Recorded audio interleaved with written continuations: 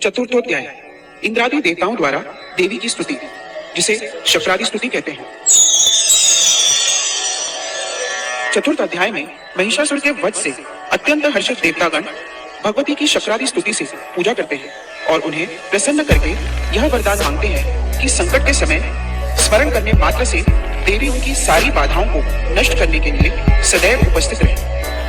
यह एक ऐसी अद्भुत स्तुति है जिसमें स्तुति के साथ साथ देवी का अमोघ कवच भी है। इस स्तुति में देवता कहते हैं कि जो मनुष्य यह स्तुति करेंगे उन्हें धन, यश, मनचाहा जीवन साथी, उत्तम संतान एवं स्वर्ग की प्राप्ति होगी। साथ ही जब जब वे भगवती दुर्गा का स्मरण करेंगे तब तब देवी उनकी रक्षा करने के लिए सदैव उपस्थित रहेंगी।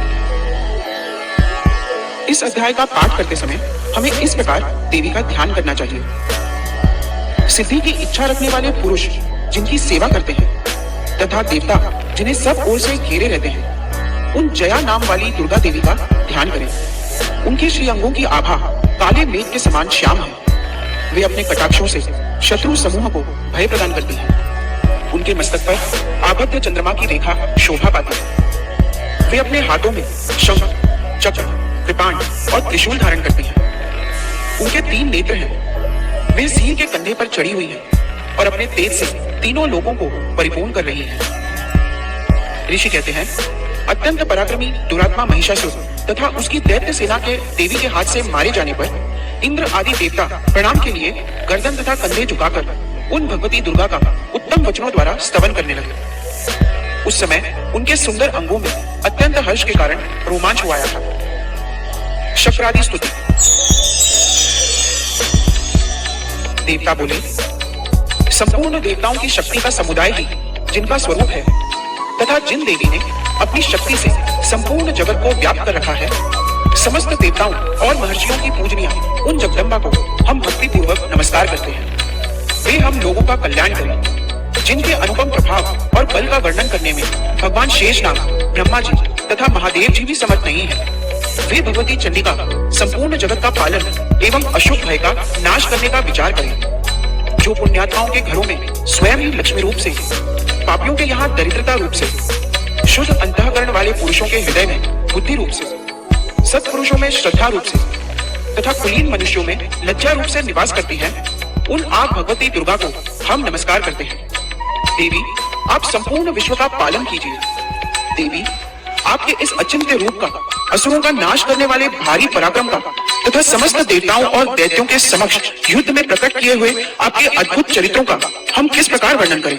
आप संपूर्ण जगत की उत्पत्ति में कारण हैं। आप में सत्वगुण, रजोगुण और तमोगुण ये तीनों गुण मौजूद हैं, तो भी दोषों के साथ आपका संसर्ग नहीं जान पड़ता। भगवान विष्णु और महादेव जी आदि देवता भी आपका पार नहीं पाते। आप ही सबका आश्रय हैं। यह समस्त जगत आपका अंशभूत है, क्योंकि आप सबकी आदिभूत अव्याकृता परा प्रकृति है। देवी, संपूर्ण यज्ञों में जिसके उच्चारण से सब देवता तृप्ति लाभ करते हैं, वह स्वाहा आप ही है। इसके अतिरिक्त आप पितरों की भी तृप्ति का कारण है। अतएव सब लोग आपको स्वदा भी कहते हैं। जो मोक्ष की प्राप्ति का साधन है, अचिंत्य महाव्रत स्वरूपा है, समस्त दोषों से रहित, जितेंद्रिय, तत्व को ही सार वस्तु मानने वाले तथा मोक्ष की अभिलाषा रखने वाले मुनिजन जिसका अभ्यास करते हैं, वह भगवती परा विद्या आप ही है। आप शब्द स्वरूपा हैं। अत्यंत निर्मल ऋग्वेद, यजुर्वेद तथा उद्गीत के मनोहर पदों के पाठ से युक्त सामवेद का भी आधार आप ही हैं। आप देवी त्रयी और भगवती हैं। इस विश्व की उत्पत्ति एवं पालन के लिए आप ही वार्ता के रूप में प्रकट हुई हैं। आप संपूर्ण जगत की घोर पीड़ा का नाश करने वाली हैं। देवी, जिससे समस्त शास्त्रों के सार का ज्ञान होता है, वह मेधा शक्ति आप ही है। दुर्गम भवसागर से पार उतारने वाली नौका रूप दुर्गा देवी भी आप ही है। आपकी कहीं भी आसक्ति नहीं है। कैटभ के शत्रु भगवान विष्णु के वक्षस्थल में एकमात्र निवास करने वाली भगवती लक्ष्मी तथा भगवान चंद्रशेखर द्वारा सम्मानित गौरी देवी भी आप ही है। आपका मुख मंद मुस्कान से सुशोभित, निर्मल, पूर्ण चंद्रमा के बिंब का अनुकरण करने वाला और उत्तम सुवर्ण की मनोहर कांति से कमनीय है। तो भी उसे देखकर महिषासुर को क्रोध हुआ और सहसा उसने उस पर प्रहार कर दिया। यह बड़े आश्चर्य की बात है। देवी, वही मुख जब क्रोध से युक्त होने पर उदय काल के चंद्रमा की भांति लाल और तनी हुई भुवों के के कारण विकराल हो उठा, तब उसे देखकर जो महिषासुर के प्राण तुरंत नहीं निकल गए, यह उससे भी बढ़कर आश्चर्य की बात है, क्योंकि क्रोध में भरे हुए यमराज को देखकर भला कौन जीवित रह सकता है। देवी, आप प्रसन्न हो। परमात्मा स्वरूपा, आपके प्रसन्न होने पर जगत का अभ्युदय होता है और क्रोध में भर जाने पर आप तत्काल ही कितने कुलों का सर्वनाश कर डालते हैं। यह बात भी अनुभव में आई है, क्योंकि महिषासुर की यह विशाल सेना क्षण भर में आपके कोप से नष्ट हो गई। सदा अभ्युदय प्रदान करने वाली आप जिन पर प्रसन्न रहती हैं, वे ही देश में सम्मानित हैं। उन्हीं को धन और यश की प्राप्ति होती है। उन्हीं का धर्म कभी शिथिल नहीं होता तथा वे ही अपने हृष्ट पुष्ट स्त्री, पुत्र और भृत्यों के साथ धन्य माने जाते हैं। देवी, आपकी ही कृपा से पुण्यात्मा पुरुष प्रतिदिन अत्यंत श्रद्धापूर्वक सदा सब प्रकार के धर्मानुकूल कर्म करता है और उसके प्रभाव से स्वर्ग लोक में जाता है। इसलिए आप तीनों लोकों में निश्चय ही मनोवांछित फल देने वाली है।